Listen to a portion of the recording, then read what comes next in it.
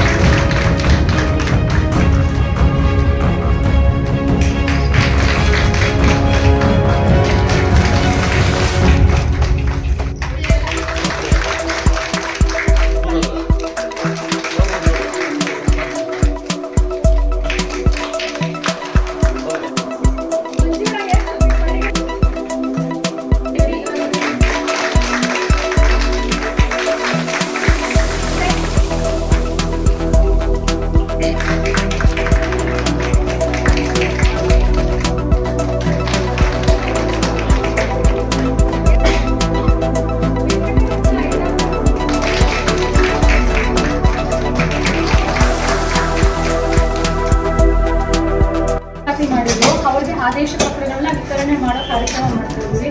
So ಈಗ ಆದೇಶ ಪತ್ರ ಪಡ್ಕೊಂಡ್ಮೇಲೆ ನಿಮ್ದು ಕೂಡ ತುಂಬಾ ಜವಾಬ್ದಾರಿ ಇರ್ತದೆ. ಇಲಾಖೆಗೆ ಹೊಸ ಎಂಟ್ರಿ ಆಗ್ತಾ ಇದ್ದೀರಾ. ಸೊ ಏನು ಎಲ್ಲ ಯಂಗ್ಸ್ಟರ್ಸ್ ಇದ್ದೀರಿ, ಒಂದು ಇಲಾಖೆಗೆ ಒಂದು ಗೌರವ ತಂದ್ಕೊಡ್ಬೇಕು. ಇಲಾಖೆ ಏನು ಕೊಟ್ಟಿದೆ ಕೆಲಸನ ಕರ್ತವ್ಯನ ಸರಿಯಾಗಿ ನಿಭಾಯಿಸ್ಕೊಂಡು ಹೋಗ್ಬೇಕಿರ್ತದೆ.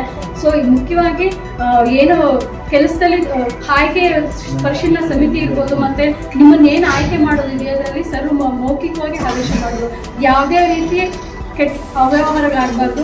ಮತ್ತೆ ನೀವು ಏನು ಮೆರಿಟ್ ಬೇಸ್ಡ್ ಇರ್ತದೋ, ನ್ಯಾಯ ಯಾರಿಗೆ ಸಿಗ್ಬೇಕಿದೆಯೋ ಅವ್ರಿಗೆ ನೀವು ಕರೆಕ್ಟಾಗಿ ಕೆಲಸ ಮಾಡಬೇಕು ಅಂತ ಹೇಳಿದ್ರು.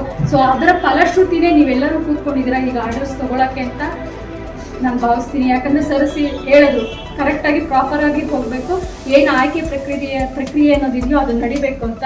ನನ್ನ ಒಂದು ಇದು ಸರ್ ಅದೇ ಥರ ಮಾಡಿದ್ದೀವಿ. ಸೊ ಹಾಗೆ ಆಗಿದೆ. ಸೊ ನೆಕ್ಸ್ಟ್ ಏನು ಸೆಲೆಕ್ಷನ್ ಆಗಿ ಬಂದಮೇಲೆ ನಿಮಗೆ ನಾವು ಒರಿಜಿನಲ್ ಮಾರ್ಕ್ಸ್ ಕಾರ್ಡ್ಸ್ ಎಲ್ಲ ತರಿಸ್ಕೊತೀವಿ. ಸೊ ನೀವು ತಂದು ಒಂದು ಕಾಪಿನೂ ಕೊಡಬೇಕಿರ್ತದೆ, ಮೆಡಿಕಲ್ ಸರ್ಟಿಫಿಕೇಟ್ ಕೂಡ ಕೊಡಬೇಕಿರ್ತದೆ. ಮತ್ತು SSLC ಮಾರ್ಕ್ಸ್ ಕಾರ್ಡು ನಾವು ಬೋರ್ಡ್ಗೆ ಕಳಿಸಿ ವೆರಿಫೈ ಮಾಡಿಸ್ತೀವಿ ಸರ್. PUC ಇರೋದು PUC ಮಾರ್ಕ್ಸ್ ಕಾರ್ಡು ಕೂಡ ಬೋರ್ಡ್ಗೆ ಕಳಿಸಿ ವೆರಿಫೈ ಮಾಡ್ತೀವಿ. ಈಗ ನಾವೇನೋ ಆದೇಶ ಕೊಟ್ಟಿದ್ರು ಕೂಡ ಆಮೇಲೆ ಏನಾದರೂ ಅದರಲ್ಲಿ ಲೋಪದೋಷಗಳು ಇದ್ದಲ್ಲಿ ಸೊ ಅದರಿಂದ ತೆಗೆಯೋ ಒಂದು ಅವಕಾಶ ಇರ್ತದೆ. ಸೊ ಇದನ್ನೆಲ್ಲ ಮನಗಂಡು ಫಸ್ಟ್ಗೆ ಫ್ರೆಶ್ ಆಗಿ ಬರ್ತಿದ್ದೀರಾ. ಇಲಾಖೆ ಏನು ಕರ್ತವ್ಯ ಇದೆಯೋ, ಜವಾಬ್ದಾರಿ ಇದೆಯೋ, ಸಾರ್ವಜನಿಕರಿಗೆ ಏನು ಮುಟ್ಟಿಸ್ಬೇಕು ಅಂತಿದೆಯೋ ಸೊ ಅದನ್ನು ಮುಟ್ಟಿಸ್ಬೇಕು. ಮತ್ತು ನಮ್ಮ ಶಾಸಕರು ಸರ್ಗೂ ಅಷ್ಟೇ ಏನು ಸೇವೆಯನ್ನು ಸೇರಿಸ್ಬೇಕು ಅಂತಿದೆಯೋ ಅದರ ಥರ ನಾವೆಲ್ಲರೂ ನಡ್ಕೊತೀವಿ, ನಮ್ಮವರು ನಡ್ಕೊತಾರೆ ಅಂತ ನಾನು ಹೇಳಕ್ಕೆ ಇಷ್ಟಪಡ್ತೀನಿ. Thank you.